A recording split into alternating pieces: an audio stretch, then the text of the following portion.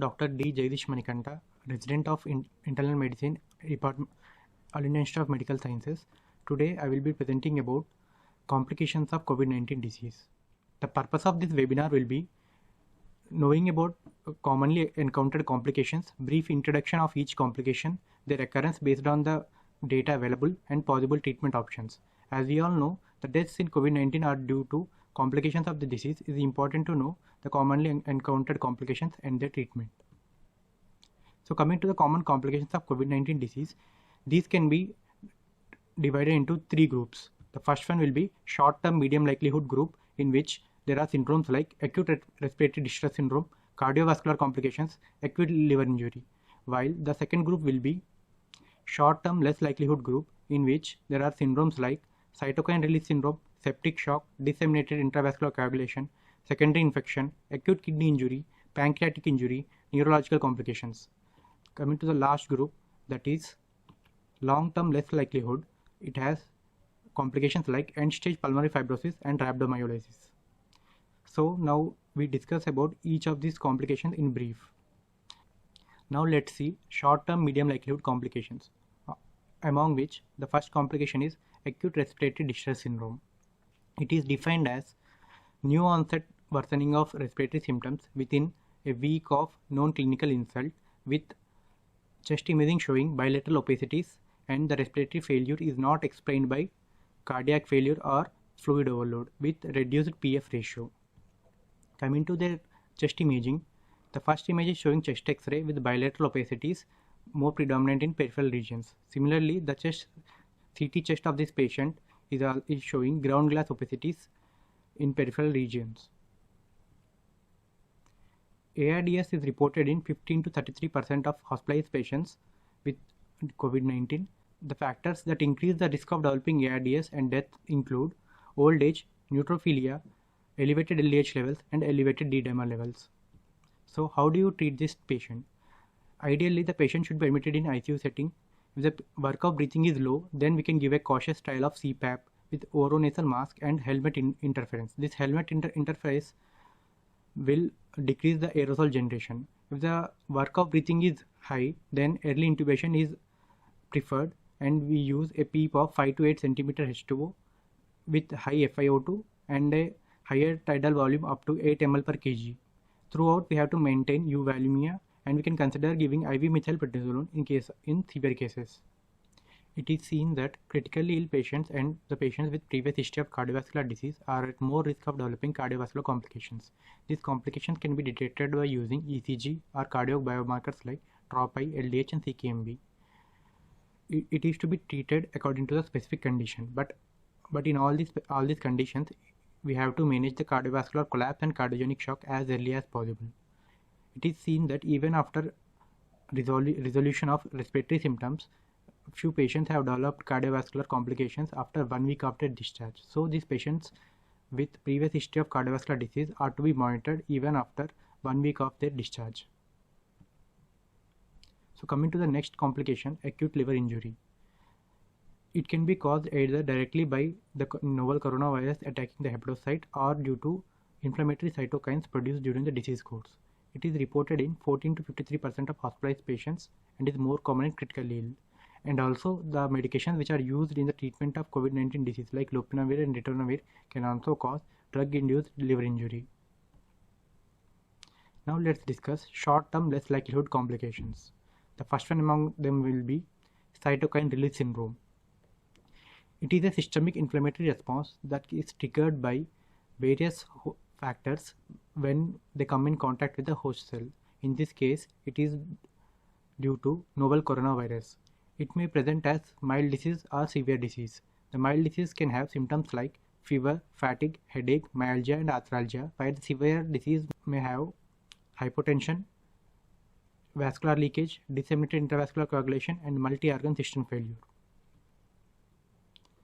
It is seen in 2 to 4% of hospitalized cases, and it is characterized by elevated serum markers like TNF-alpha, various interleukins, C-reactive protein, and serum ferritin.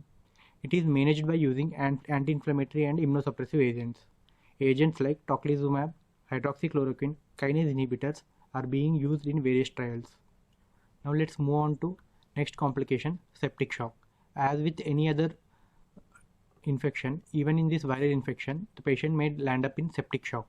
It is reported in 4 to 8% of hospitalized patients, and the management is similar to that of other cases using surviving sepsis guidelines. It is preferred to use conservative fluid strategy and initiating vasoactive agent as early as possible. Non-adrenaline is a preferred first-line agent, while vasopressin and adrenaline can be added if required. Coming to the next complication, that is disseminated intravascular coagulation. Due to increased production of inflammatory cytokines during the disease process, there is a procoagulant state.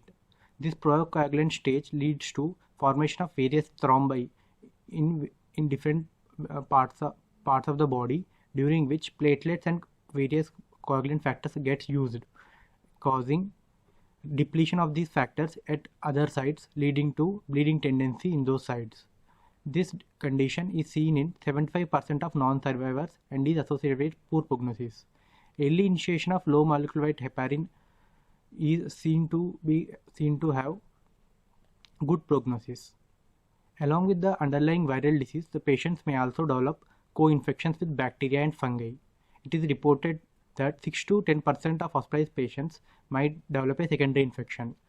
The common bacterial infections are caused by Acinetobacter baumannii and Klebsiella pneumonia, while the common fungal infections are caused by Aspergillus flavus, Candida glabrata, and Candida albicans.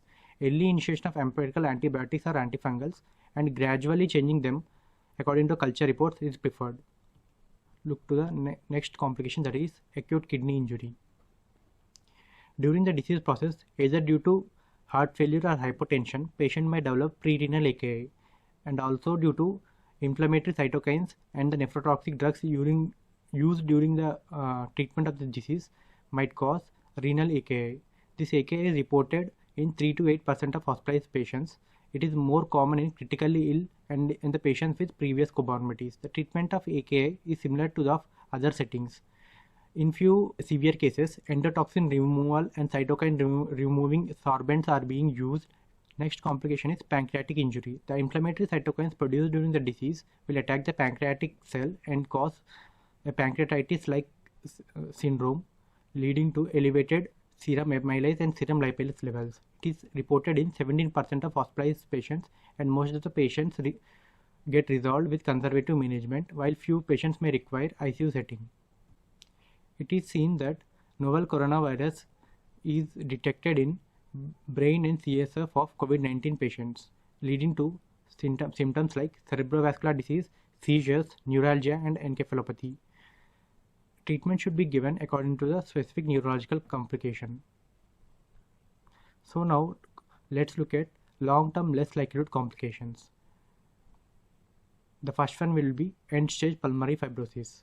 When the patient of ARDS resolves, it resolves with formation of pulmonary fibrosis, that is scarring in their lungs. Over the time, the scar tissue will destroy the normal lung and will reduce the diffusion of oxygen across the alveolar membrane, leading to recurrent episodes of hypoxia and shortness of breath. This scarring cannot be cured once it occurs, but its progression can be delayed. Lung transplant is a definitive treatment for this condition. So coming to the last complication, that is rhabdomyolysis. The inflammatory cytokines will attack the skeletal muscle, causing elevated CPK, myoglobin and LDH levels in serum, and also myoglobinuria. It is a very late complication reported in very few cases, and further studies are required. Hydration, alkalization are main treatments for this condition. With this, I will conclude my talk on complications of COVID-19 disease. I want to re-emphasize again the importance of knowing the commonly encountered complications, their diagnosis and treatment. It is important to detect these complications as early as possible and treat them as soon as we detect it. Thank you.